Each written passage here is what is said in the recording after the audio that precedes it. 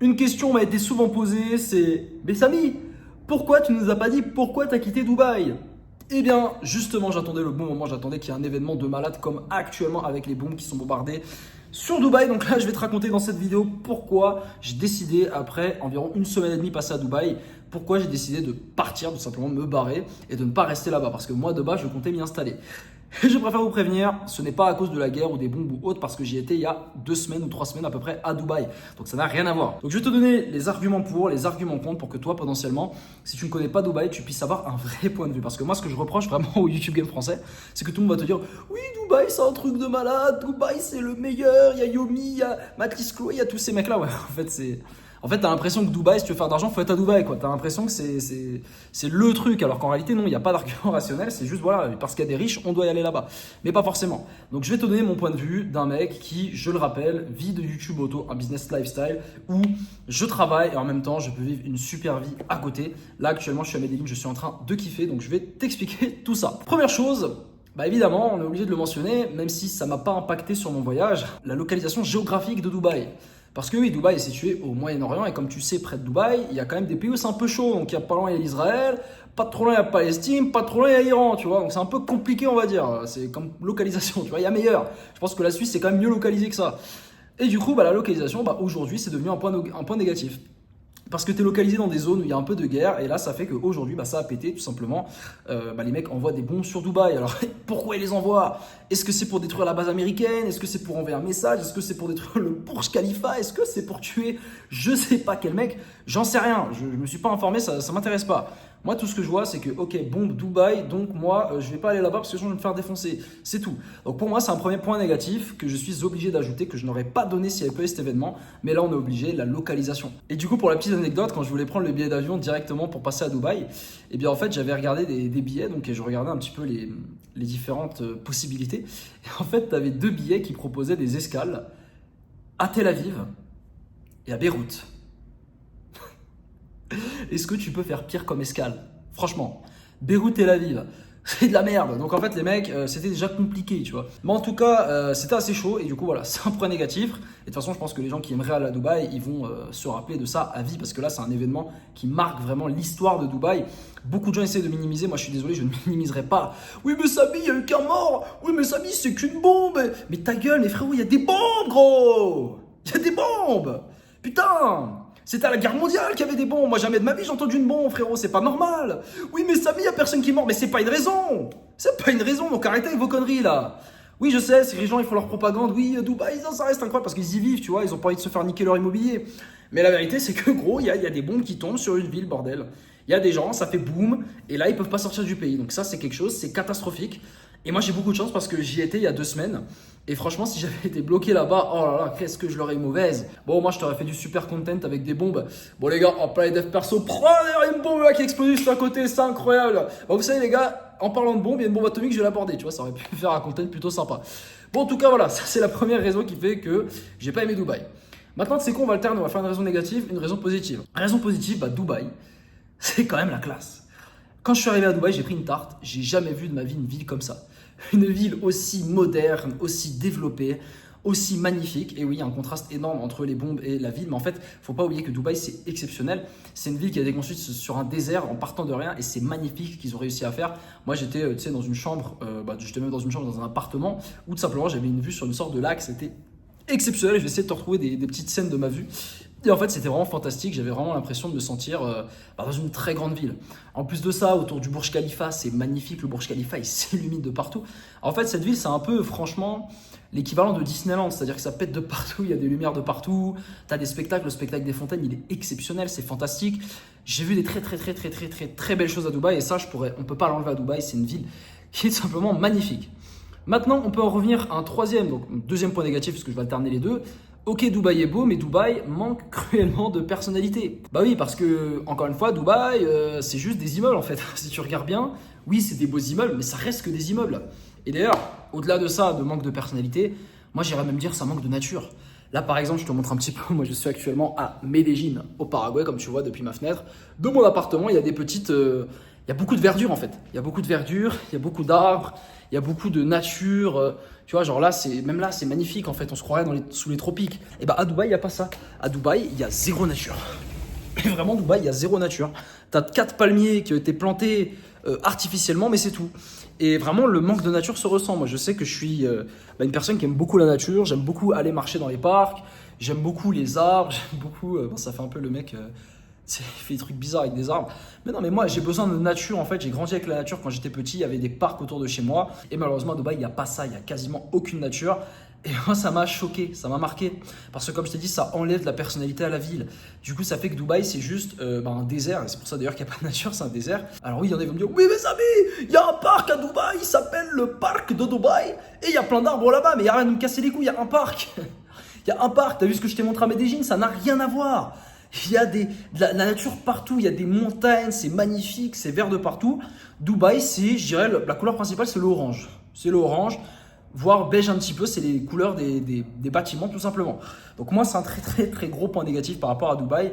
C'est un truc qui m'a énormément gêné personnellement. Avant de mentionner les autres points positifs, il faut qu'on mentionne, tout simplement, on va passer très très rapidement sur les impôts. Alors oui, Dubaï, c'est 0% d'impôts. Même s'il faut quand même payer tous les ans une certaine somme pour pouvoir rester résident là-bas et qu'il y a quand même des conditions assez hardcore quand même à remplir, bah au final, il y a quand même 0% d'impôts. Donc ça, voilà, c'est un truc, il faut le mettre en point positif pour Dubaï. Le deuxième point positif, c'est vraiment la stimulation que te donne cette ville. Quand je suis arrivé à Dubaï, j'étais malade à moitié, j'avais eu la grippe en France avant et j'étais pas totalement guéri. Donc quand je suis arrivé, j'avais encore énormément de toux, j'avais des glaires qui sortaient, j'étais pas bien, j'avais le nez bouché, j'avais les oreilles bouchées aussi à cause de l'avion. D'ailleurs, je vous déconseille de prendre l'avion quand vous avez un rhume ou les sinus un peu inflammés. Vous allez avoir la pire douleur de votre vie quand vos oreilles vont se boucher. Et du coup, moi, quand j'arrive là-bas, je suis à moitié cassé. Et normalement, un Samy, il travaille jamais. Jamais il travaille. Je touche pas mes chaînes YouTube auto, je fais pas un vlog. Normalement, je fais rien, tu vois. Mais en fait, cette ville m'a tellement motivé, ça m'a tellement bouche bée que, je sais pas, j'ai été pris d'une sorte d'envie de travailler de malade. Et le lendemain même où j'étais encore claqué, j'étais au lit, et bien j'ai trouvé le moyen de faire une vidéo et de travailler sur mes chaînes YouTube auto. Et les jours d'après, pareil, j'ai vraiment travaillé énormément. Et ce malgré la maladie. Et ça, c'est parce que Dubaï m'a inspiré. J'aurais été par exemple à Asuncion, je l'aurais pas fait à Asuncion. J'aurais été à Kuala Lumpur en Malaisie où j'ai été juste après et je trouvais que c'était de la merde. J'aurais été à Kuala Lumpur en Malaisie, j'aurais pas travaillé. Et là, j'ai travaillé à Dubaï. Dubaï m'a redonné une motivation, m'a redonné de l'élan. J'avais envie de faire du business, j'avais envie de bosser non-stop, c'était magnifique. Et tu vas me dire, mais Samy, pourquoi tu as une telle envie? Parce qu'en fait, tu vois tellement de richesse, frérot, tellement de richesse, tellement d'abondance, tu vois tellement de belles choses, des beaux édifices, des belles femmes, des hommes riches, etc., des belles voitures, que tu te dis, en fait, je suis obligé de travailler. En plus de ça, j'ajoute un petit truc, c'est les prix. Je ne vais pas mettre ça dans les points négatifs, forcément, parce qu'une ville a son prix. Donc pour moi, ce n'est pas un point positif, c'est un point négatif. C'est une contrainte, en fait. Du coup, les prix, frérot, les prix de Dubaï, c'est, je pense, la ville la plus chère que j'ai fait de ma vie.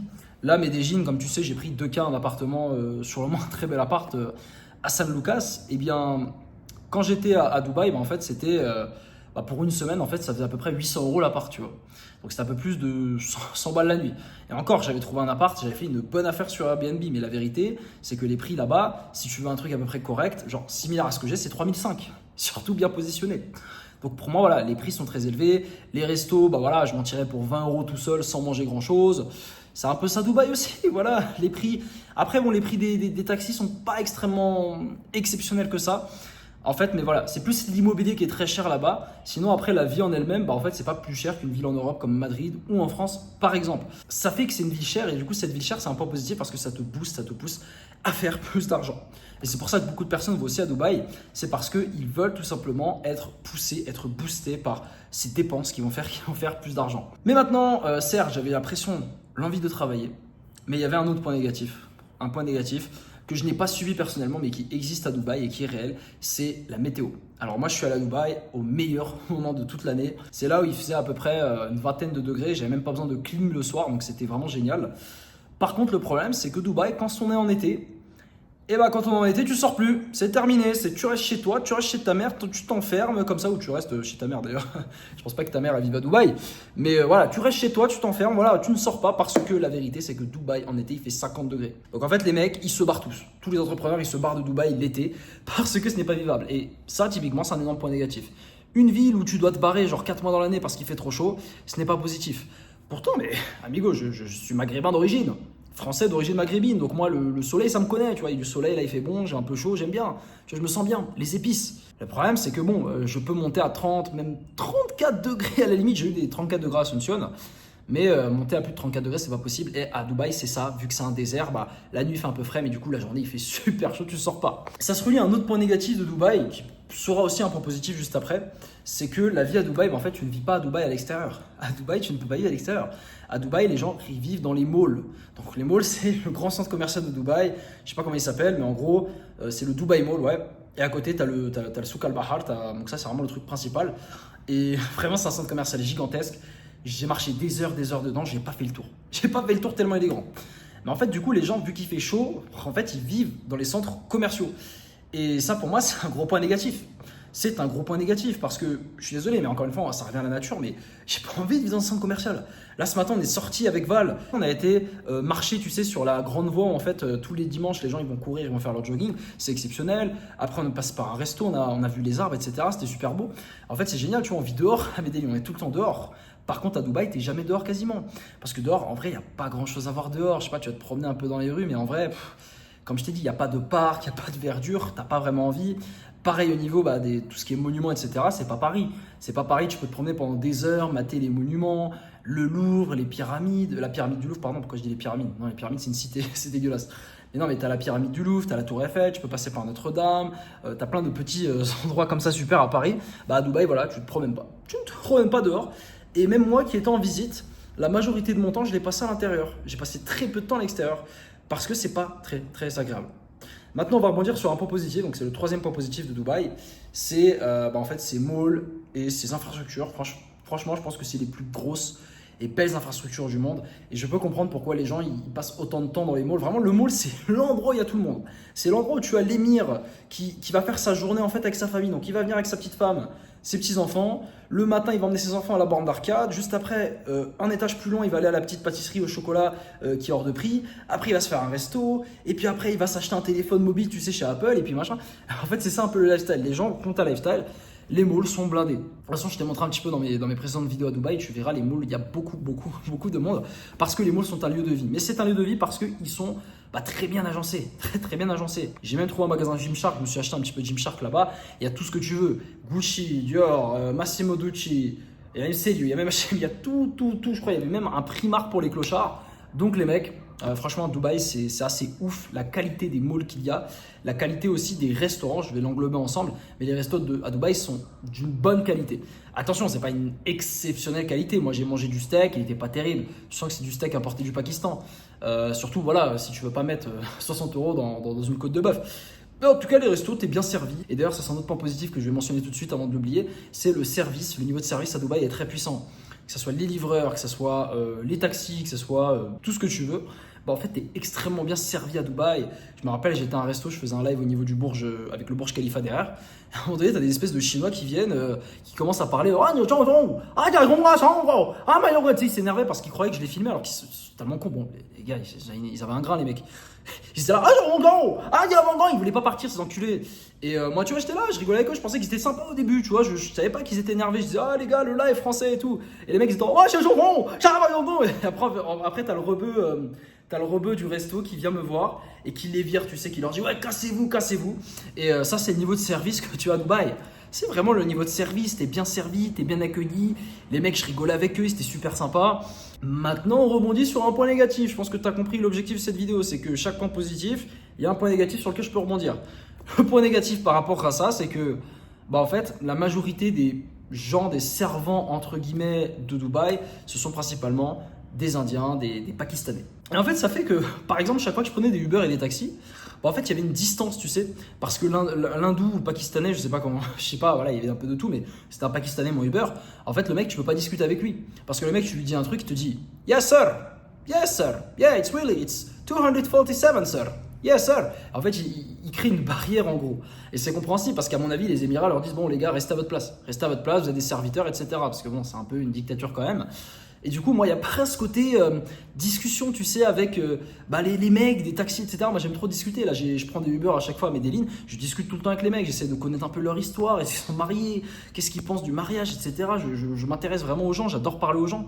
Et le problème, c'est qu'à Dubaï, je peux pas parler à ces gens-là parce qu'il y a une trop grande différence de culture. D'ailleurs, c'est un autre point négatif aussi. C'est que, en fait, quand tu arrives à l'aéroport de Dubaï, pour moi, quand je suis arrivé, il y avait que du Pakistanais, que de l'Hindou. Et c'est normal parce que c'est les mecs qui viennent pour travailler. Mais du coup, c'est une population avec laquelle tu vas être énormément en contact. Et il y en a qui vont me dire, mais ça y est, t'es raciste de penser ça. Écoute les gars, à un moment donné, on veut vivre avec des populations qui nous ressemblent. Moi, je veux vivre avec des gens qui visuellement vont me ressembler, où je peux me sentir chez moi, où je peux me lier d'amitié avec eux. Typiquement, les latinos, je peux me lier d'amitié avec eux parce que les latinos, à l'époque, tu vois, ils sont occidentaux, ils sont européens. C'est les Européens qui ont colonisé l'Amérique, tu vois.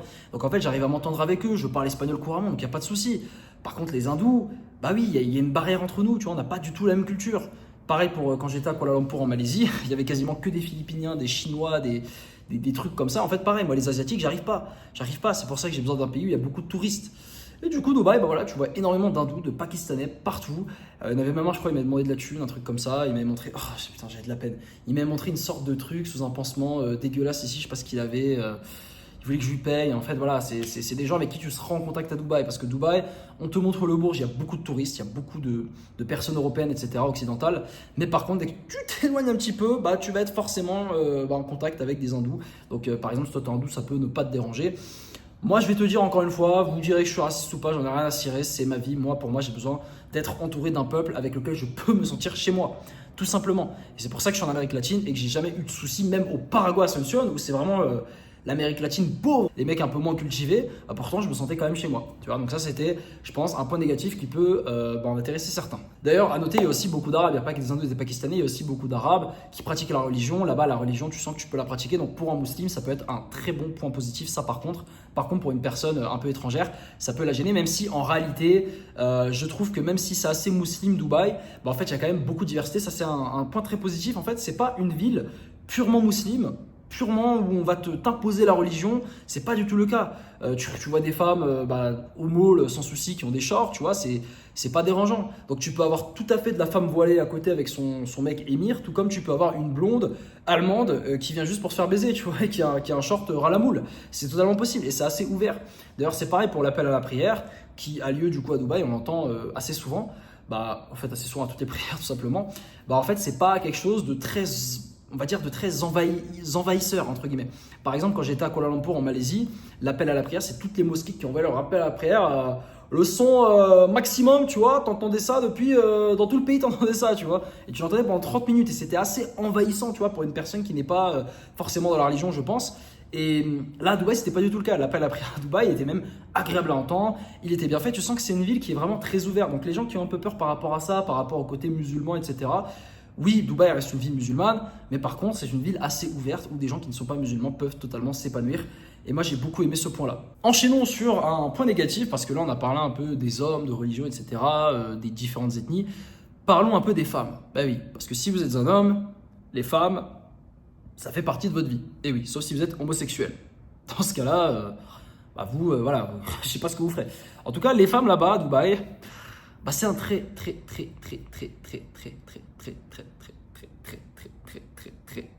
gros point négatif. Parce que les femmes sont magnifiques. Il n'y a pas à dire. Il y a de la russe refaite, il y a de l'européenne super bonne, il y a des femmes magnifiques, il y a de l'influenceuse d'Instagram. Ok, super, elles sont bonnes. Mais par contre, la majorité des femmes là-bas sont des escortes. Elles vont à Dubaï, pas pour rencontrer l'âme sœur, pas pour avoir une belle relation avec un homme qui leur plaît. Non, pas du tout. Elles vont là-bas pour trouver un mec qui a du cash. Et ouais. Et ça fait que là-bas, le dating, en fait, si t'as pas d'argent, tu ne dates pas. Et d'ailleurs, c'est ce que disent la majorité des personnes par rapport au dating market à Dubaï.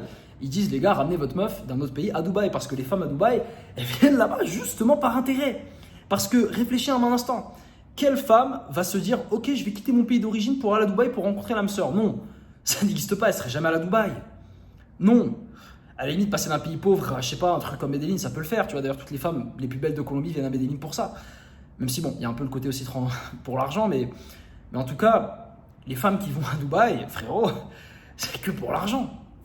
Bah oui, donc en fait là-bas si t'as pas d'argent, le dating, il n'y a pas de dating quasiment. Attention, je te dis ça. Moi, j'ai pas essayé d'aller en boîte, j'ai pas essayé de faire des trucs comme ça. N'allez pas trouver votre âme sœur à Dubaï, vous ne la trouverez pas. Et si vous la trouvez, elle vous arnaque, tout simplement. Est-ce qu'il ne reste pas un petit point positif là par rapport à Dubaï? Est-ce qu'il ne reste pas un petit point positif? Eh bien, oui.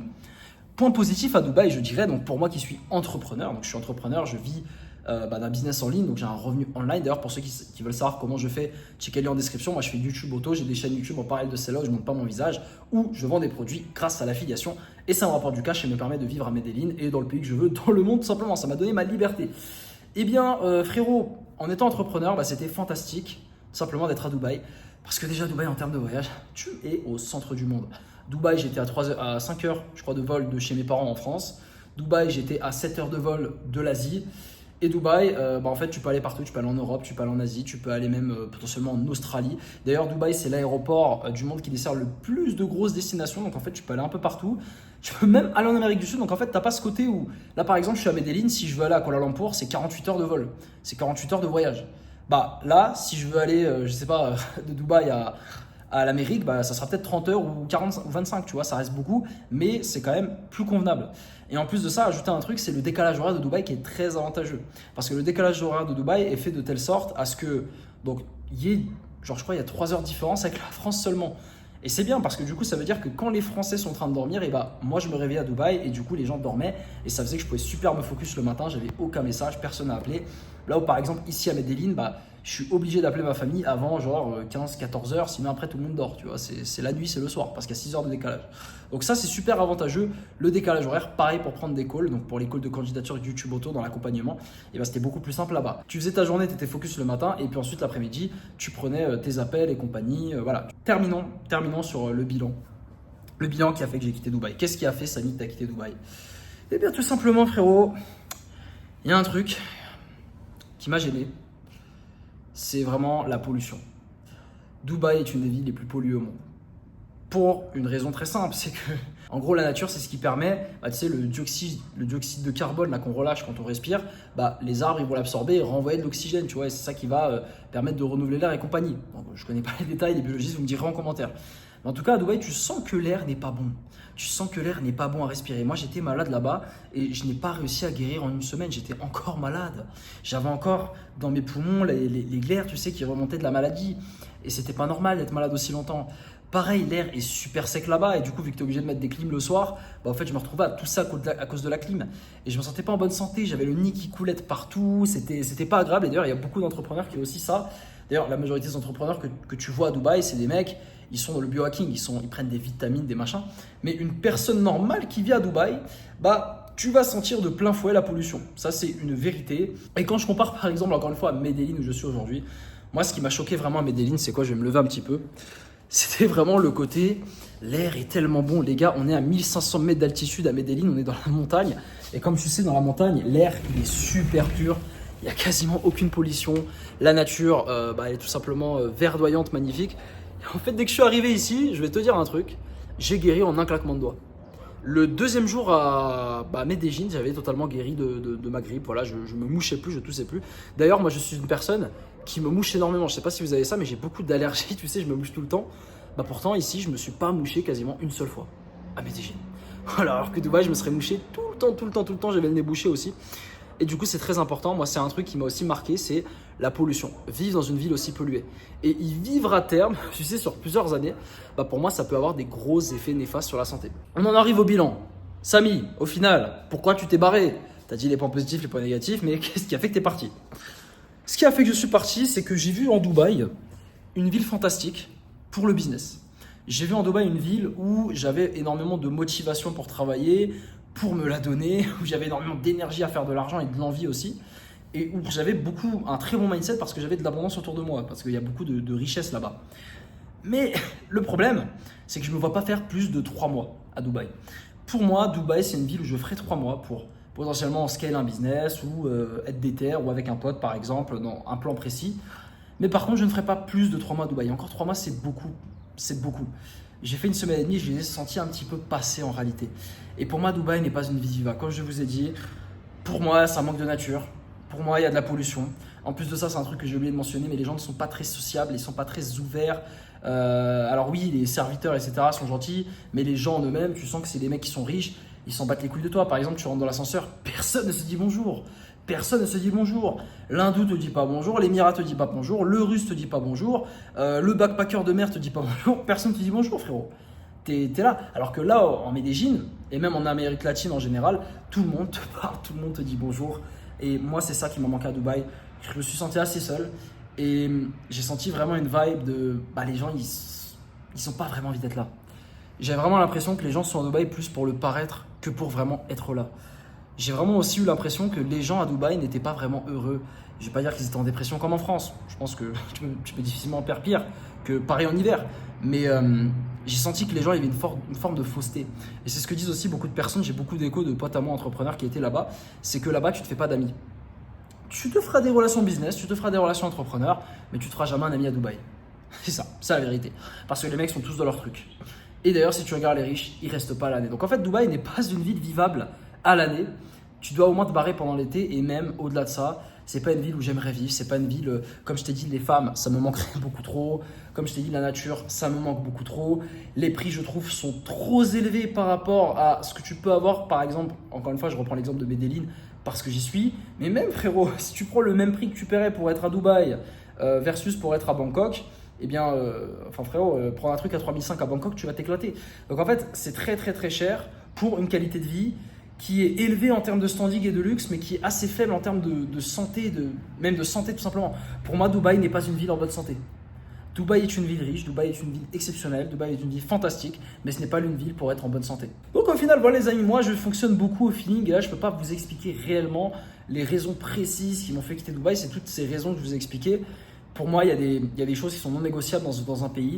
Et il y a aussi le feeling, il y a le ressenti. Et le ressenti que j'ai eu à Dubaï, c'est pas le ressenti d'un je me vois vivre ici, je me vois faire l'année ici. Non, c'était plus un ressenti de c'est bien, c'est beau, c'est exceptionnel. Je suis très reconnaissant de l'avoir connu. Mais par contre, voilà, ça suffit. Là, je veux rentrer chez moi. Tu vois, je veux retourner dans des destinations où il y avait un peu de nature. Voilà, tout simplement, les amis. Donc maintenant, vous ferez votre propre avis. Le meilleur moyen de vous faire votre propre avis, les gars, c'est d'aller à Dubaï. Alors, il n'est pas tout de suite. Moi, je sors cette vidéo, il y a des bombes, etc. C'est pas du tout le moment d'y aller. Mais peut-être dans quelques années, d'ailleurs, je ne sais pas ce qui va se passer dans le futur. Est-ce que cette histoire va influencer un peu la géopolitique et va avoir des impacts concrètement sur Dubaï? Je ne sais pas du tout. Mais en tout cas, les amis, le meilleur moyen de vous faire, d'ailleurs, on entend un avion qui arrive. Bah voilà, petit avion, je ne sais pas si vous le voyez. Est-ce que vous le voyez? Voilà, il est là. Il va l'atterrir tout simplement à l'aéroport de Medellín. Mais en tout cas, comme je vous dis, le meilleur moyen de vous faire un avis, c'est tout simplement d'y aller.